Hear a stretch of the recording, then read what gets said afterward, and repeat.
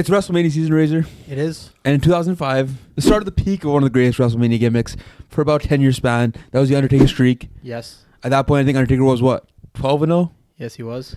And he was going head-to-head with none other than Randy Orton, the legend killer. Yeah, it's hard. But this was one of Randy Orton's first main events at WrestleMania, first matches. We'll talk about that in a second. But before we get into that, let's talk about where they were before 2005, what they were walking into in 2004. Because the Undertaker at this time returned to the dead man. He was the American Badass the year before. Yes. Maybe 3 or 4 years up until 2004, he was the American Badass until Kane came and saved him. Technically. And they had the match at WrestleMania 20 with Kane and MSG, and then it led to Undertaker having like a kind of a year where he was just chasing the WWE title, not really doing much, kind of wrestling guys like Heidenreich, JBL. I think he had a few more rivalries out there, the Dudley Boys at Great American Bash, and he buried Paul Bear in Sand. Paul Bear in Sand. Oh, yeah, I remember. There's a lot. And then on the other side, you had Randy Orton. Well, Randy, he was part of Evolution at this time, right? Before Triple H brought him in, he did the whole speech, the past, the present, and the future, and he pointed to Randy and Batista. Yeah, which he glazed Randy Orton pretty hard too. He's like, he's so handsome, diamond in the rough. I was like, damn, Triple H, you got chill. His career was off to a hot start. He won the Intercontinental Championship pretty early in his career. He did a handicap match against The Rock and Sock Connection with Evolution, Ric Flair and Batista. Won his first. They won that match. Yes, they did win the match. So that also counts. He did win his first WrestleMania match. And then he had that rivalry with Mick Foley too. Yeah, he had the Royal Rumble. And they had a match at Backlash that year too, I think 2004. And he kicked him down the stairs. The first time he kicked somebody. Yeah, and then don't forget when Mick Foley came in the Royal Rumble. That was exciting. That was good. That was a good moment. That was a good moment. And then he went on to win that number one contender match, right? Yeah. Where he beat Triple H. Yeah. And then he. I don't think Triple H was Triple H in that match. Was he? Maybe he wasn't. I don't know. I just remember Triple H being pissed because he couldn't be Benoit for long. So the storyline at the time was he lost the belt to Benoit at WrestleMania. You can't say his name, bro. Oh yeah, he lost the belt to he who shall not be named. Beep that out. And then Triple H could beat him after that. The fact he couldn't win the belt back, and then Randy Orton wins the Battle Royal and he gets that number one contender match at SummerSlam. And he wins the title. And then I think one of the best Evolution moments, after he wins the title, they're celebrating in the ring. Batista picks up Randy Orton on his shoulders. Everybody's giving the thumbs up. Ric Flair, you're the man, Randy. And then all of a sudden, just turns down, and Batista drops him on his head. Oh, it was one of the first times. I think this is when I started watching wrestling hardcore back then. Yeah, and that was the first time I was like, "What the hell is happening? Why did they do that to him?" And then Randy Orton became my favorite wrestler for a little bit. Yeah, you know what? He had a good run, trying to get revenge on Triple H and Evolution. Yeah. But I think overall his gimmick as a face wasn't as good. Yeah, he wasn't ready for he's still young. And then there's the biggest thing with WWE. Once you become WWE champ or World Heavyweight champ, you're representing the company at that point. And Randy Orton wasn't ready to represent the company, so then they stripped him of the belt. And Triple H held on to the belt for a bit, and then he lost it again, and then they had the Elimination Chamber match, and then WWE switched from Randy Orton to building up Batista and John Cena, and Randy Orton kind of became like the third guy outside, and he slowly started building to the WrestleMania match. But before he turned heel, the man was still face. He was still a good guy, so he was talking to a lot of guys who were also face, like Shawn Michaels. Shawn Michaels and him, they had that conversation backstage. Shawn Michaels, you got to be like me, Mr. WrestleMania, the headliner, showstopper. And Superstar Billy Graham was there too, and he told him the same thing. And when he was talking to Superstar Billy Graham, this is when he kind of teased it. He brought the magazine out, put the magazine down, they closed into it, and they showed a picture of the Undertaker. Crowd went nuts a little. They were like, "Oh, we're going to get this match." And then they start teasing the match a little more. And that's when I think Randy Orton calls Undertaker out, and Undertaker doesn't respond. And it takes a few more weeks of him calling the Undertaker out. And then Jake the Snake comes out. He's like, "Watch out, Randy. Be careful. You don't want the smoke." And Randy Orton's a legend killer. He looks at him. He's like, you're a legend? I'm a legend killer. Gives him RKO. Same thing to Eric Bischoff. Gives him a legend RKO too, because he technically was beating the WWE at one point. Yeah. Another legend down. And what solidified him as a heel was when he was dating Stacey Keibler at the time. That was the storyline. Yeah. And he RKO'd her. Cuts a whole promo about how much he likes her, and he RKO's her ass. And he's like, "I'm taking on Taker." During that whole build-up, he had that contract signing with Taker where he slapped Taker and Taker started doing the magic. The eyes go back in his head. The lightning comes out. There's fire all around the ring. For the next a few weeks, whatever the build was to WrestleMania, there was a lot of lightning. There's a lot of magic. Whatever he could do to get in Randy Orton's head. It was working, too. During the week of WrestleMania, this was around the time Bob Orton, Randy Orton's dad, was actually being inducted to the Hall of Fame. and he came out, cut a promo. This is like I think SmackDown of WrestleMania week. Comes out and starts to tell Taker, "Hey, my son's stupid. He doesn't know what he's doing. He's cocky. He's young. You gotta let him. Forgive him, please. Don't hurt him." And then he starts begging, and out of nowhere, Randy Orton walks in, RKO's him. It was a setup the whole time. The Ortons were working together. We should have known. We should have known. The father, come on, father son duo back together. The cast and then the Legend Killer. We should have known. That led to one of Undertaker's better matches at WrestleMania 21. Yep. Him versus Randy Orton. 12-1. Oh, 12-0. Quality match. Great match. Quality match. I think the whole match when I was watching it through, it was just I would say one of the I just mentioned before, like one of the better matches of Undertaker, because a lot of Undertaker's old matches were such ass matches. Oh yeah. This one was so good. And it just like from the spots, like I know you like the one where the choke slam with RKO. That was sick. This is the first time I think we've ever seen when someone else goes to the tombstone pile driver and then he reverses it into his own tombstone pile driver. I think what made all those spots even better was because Randy Orton beating Undertaker was actually believable at the time. Yes, everybody thought it could happen. It was very possible. Like it was the first time somebody could break the streak and actually make sense because Randy Orton was such a young and up and coming guy. He was a heel. He was built up. The year before, I was like a world championship contender type of dude. So him winning wouldn't have been crazy at all. But the opposite happens because Taker reverses that tombstone and he hits him with his own, and that's how he wins. It was a quality. It was probably one of my favorite WrestleMania matches of all time, personally. Bob Orton was involved too. Yeah, Bob Orton interfered with the cast. Shout out to the cast, but it ended up hitting Randy Orton instead, and then didn't work out. But you know what? It was a good way for Randy Orton to get a singles career started. After Evolution, after being a little babyface for a little bit, and become a heel Orton and start this new rivalry with the Taker. I think it also showed Randy Orton's ability in the ring. Oh yeah, because this guy has one of the best drop kicks I've ever seen. Mm-hmm. Just like seeing him wrestle, I was like, this kid, like you could tell, like out of we talked about John Cena, Batista. Out of the three of them, he has the most talent in my opinion. He might not be as good on the mic as them or as or physically looking at them, but like when he gets into the ring, he can have a match. He can put on a great show. Yeah, because he's super athletic, super tall, and all that stuff too. Yeah. The drop kicks, the cross bodies, all those moves, unreal athletic moves. You don't see him doing anymore because he's a lot older. Yeah, but back then when he was flying like that, it was insane. And what I also liked is Undertaker. He sold those RKOs. Oh he dove in the air. He you could tell he put actually fully diving. Like he used hops from basketball. Yeah, that he had. So after WrestleMania, Randy Orton loses to Taker, and now he's off TV for a while because he got a shoulder injury. I don't know if it's a real shoulder injury or what was going on in real life, but on TV he told Vince because there's a draft coming up, the 2005 WWE draft, and he told Vince, I can't be drafted. My shoulder hurts. And Vince's like, you will be drafted, damn it. You will be drafted, damn it. And then Randy's gone off TV for a bit. I think he's selling whatever injury or whatever storyline Vince is building up here. And meanwhile on SmackDown, Taker and JBL are having a match. They just, they have a feud from the year before. So they had like a no disqualification match, no holds barred, all the same thing. Doesn't matter what it was. And Randy Orton interferes. Week 2 of the draft, Randy Orton shows up, gives Taker an RKO, jumps to the top of the Titantron or whatever it's called, and the top of the stage and goes, Taker, you just got RKO'd, and get used to it because Randy Orton is now on Friday Night SmackDown. And then he hits the pose, and then Undertaker probably Taker just like Taker sold it. Taker sold the RKO. He didn't do the get up afterwards. No, he was like holding the ropes. He could barely move. He was selling it hard.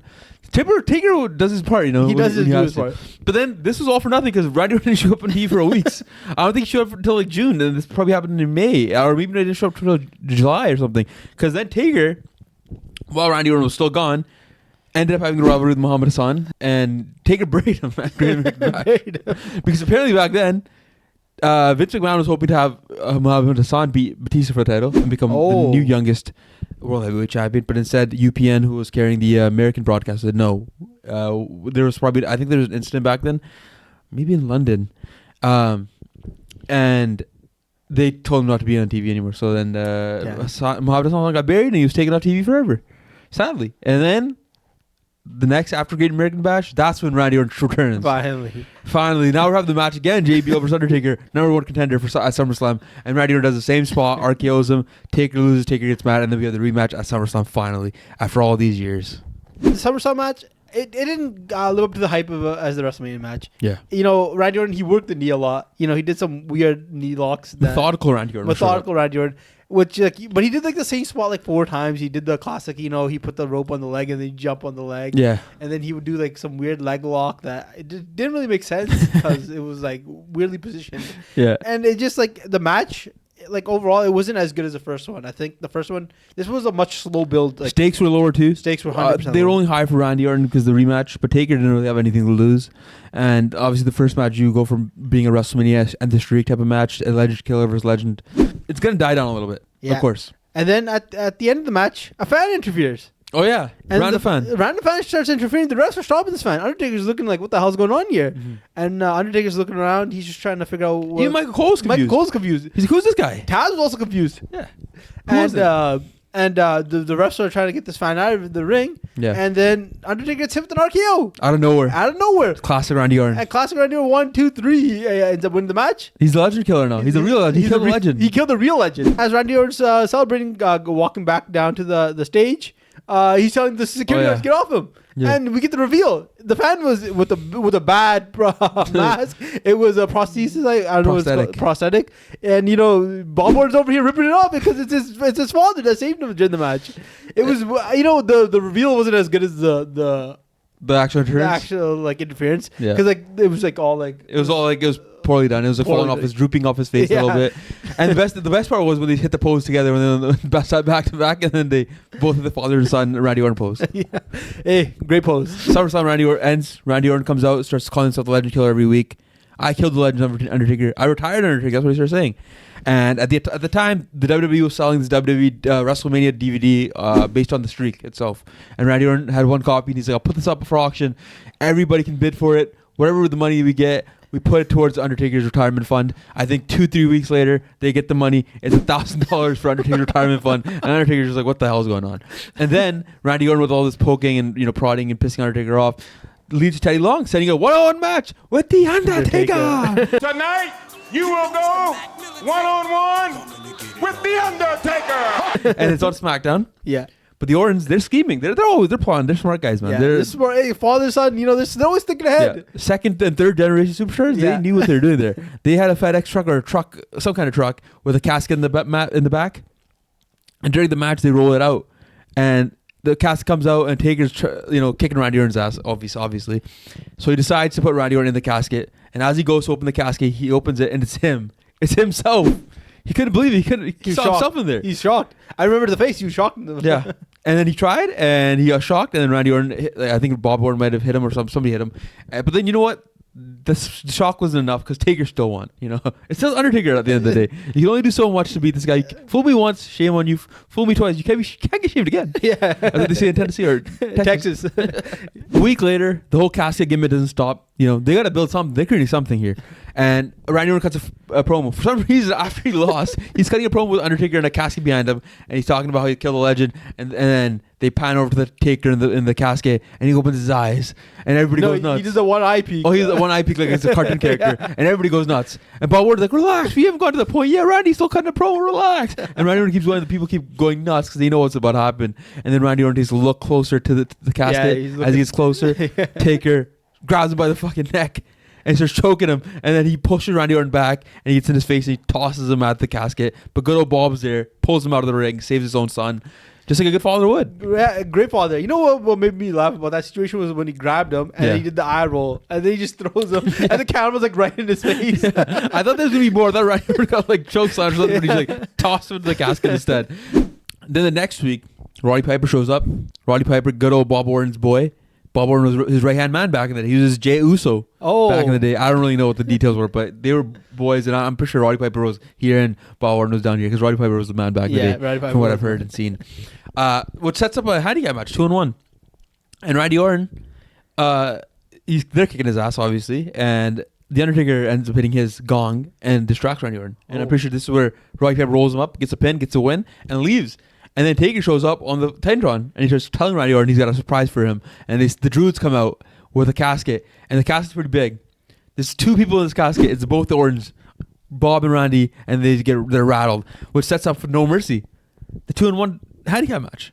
2-on-1 casket match. Matter of fact, this was a great match. Mm-hmm. Just it was a great match. Shout out to Bob Orton because he was selling. Yeah. He was taking a bunch of punches. He was better. He was selling the punches better than Randy Orton at times. When Undertaker had them both in the corner, he was taking pops at both. He's showing his boy how it's done. Yeah, he's like, the old man. This is why I'm the second generation here.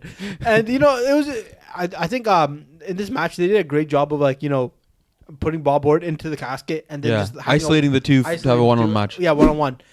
Randy Orton just looked great in this match, I think, in my opinion. The funny thing I was before Bob got put into the casket, he did a whole lap around the ring trying to get the fire extinguisher, and by the time he got the fire extinguisher, he was about to hit a Taker with it, and he just got booted right in the face, and it was all for nothing. Bob was taking bumps during the whole rivalry like a legend. You got to give more props than 100% than he gets. Because he was taking so many bumps throughout from the start from WrestleMania all the way to the end.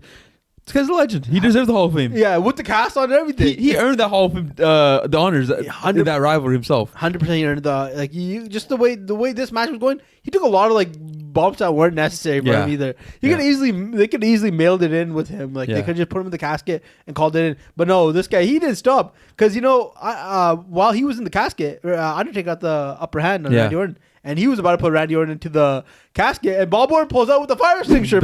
Surprise. And still around. Sprays him. He doesn't even spray him. He sprays him all the way through. Oh, yeah. He just keeps going. He put the pressure on. Yeah, combo move, because Randy Orton hits with an RKO. Yeah, and it looked like it was over here, because Randy Orton, Bob Orton starts rolling him into the casket himself. Yeah. But Taker's like, nah, not today. Grabs him by the neck.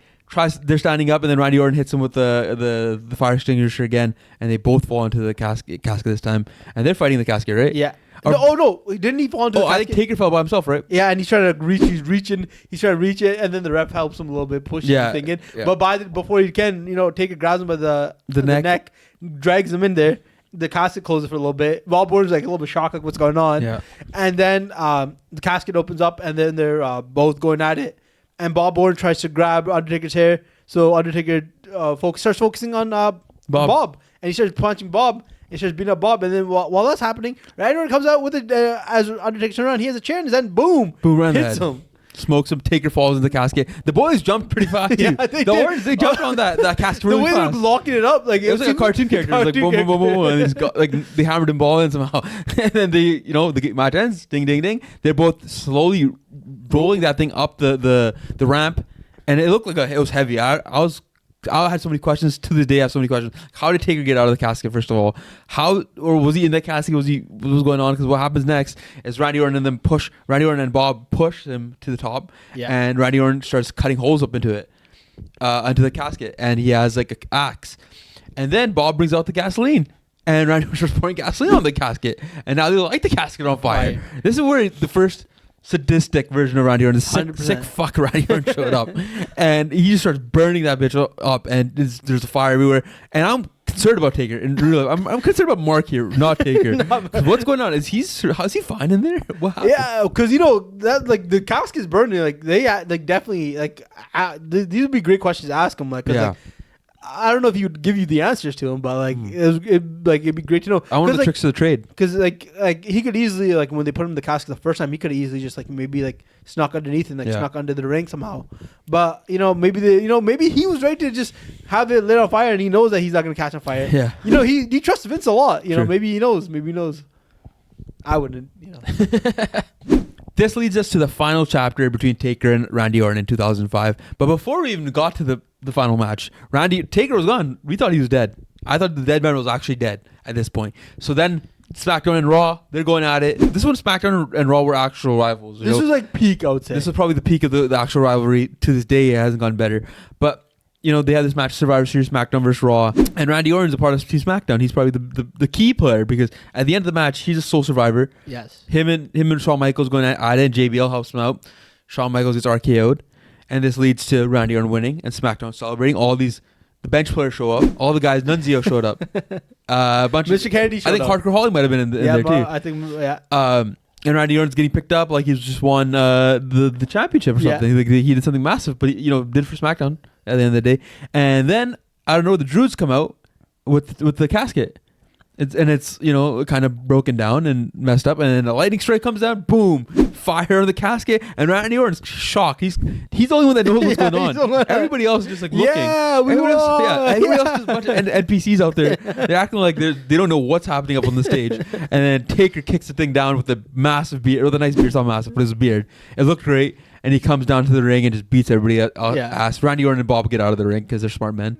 And the rest of the bench players just get their ass kicked by Taker.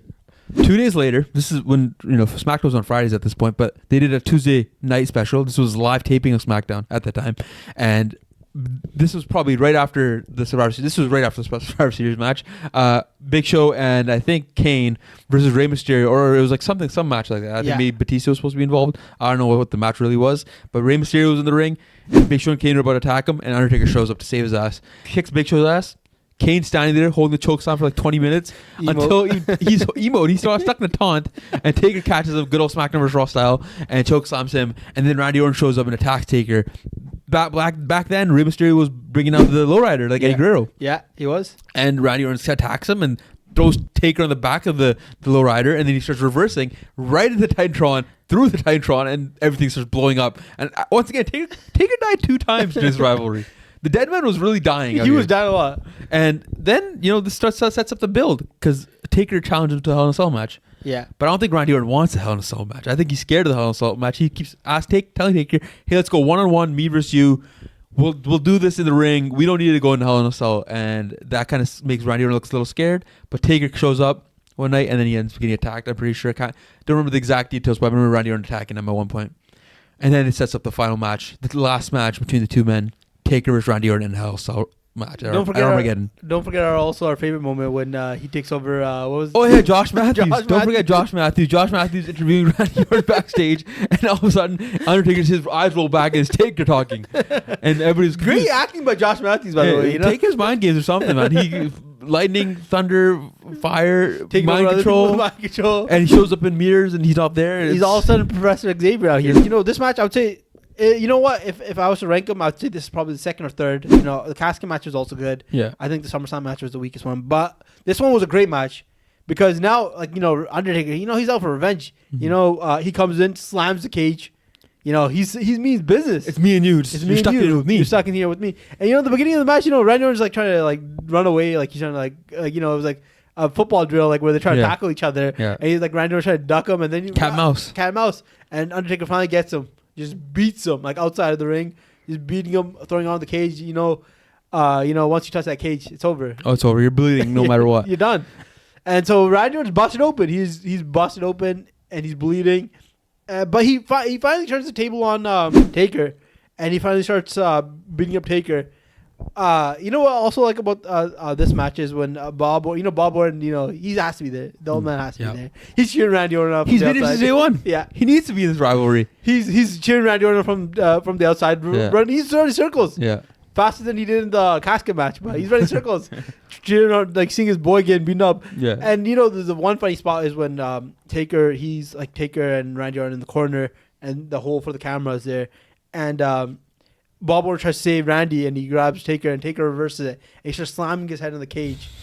But Bob, I think Bob forgot to let go of the cage because he just kept holding onto it. Yeah. And his head kept getting slammed. And then his face was busted open too. Yeah. Hey, like you said earlier in the video, that's why he got the Hall of Fame. Yeah. He's taking more bumps out here. I know. He deserved it. He deserved it. You tell me another superstar out there taking bumps like that. Facts. No, none of them. He had a lot of good spots too, like Randy Orton jumping off the top rope through and having Taker on the table. Yeah. With splash on him. Even the ref sold the bump. He got pushed out of the ring, and then he started bleeding, and then another ref came out and just let Bob walk in. I think he had the urn too. Yeah, he had the urn. They were brought in him with the urn. Yeah, and then they brought it in, and then Taker just kicks both their asses and finishes them both off, tombstone to one, tombstone to the other, and Taker wins. I kind of feel like this one didn't have that like of an exciting ending as the other ones. Yeah, because I kind of feel like now the whole Bob Orton interfering is kind of. It kind of got a little bit overplayed because he did in the other three, right? I think this was just like the way to have Taker go out on top and make them look good, but then make Taker look like he's just like unbeatable. He's still the man around here. It's still his yard. Oh, yeah. You know what? Also, I found funny about this match is about how many times Michael Cole said this is Undertaker's match. This is, you're Undertaker's. This is like, the joke of the yard. Yeah, This is Undertaker's yard. It's his yard. The Hell in a Cell match is Undertaker's match. Yeah. And I'm like, okay, Michael, I heard this 10 times now. You gotta calm down a little bit. It's not even Michael Cole. It's Vince McMahon. You know how Josh Matthews got possessed by Taker? That's what Vince would do to Michael Cole back in the day. Just possess him. It's Undertaker's match. Damn it. Say it again. Say it one more time. Undertaker's match. What this rivalry did for both Randy Orton and Undertaker was, it's a great way to show how a rivalry can benefit both two wrestlers. Because Randy Orton, obviously the younger guy, but Undertaker, the WrestleMania match, first of all, it kind of elevated the streak a lot more. Because it went from being all these matches that were mediocre to like decent, or like, same word, same meaning. They're okay matches to like how good these matches could really be. Because the streak was actually something that if it broke, it would have been a big deal. Yeah. Just like a lot of WWE championship runs were, right? Like Roman Reigns, WWE championship reign was massive because he held it for so long. And every time it would be close to losing, people would pop or go nuts, right? Yeah. And that's kind of how all those matches ended up going after Mark Henry. The Randy Orton match kind of set the standard for all those matches afterwards. Yeah.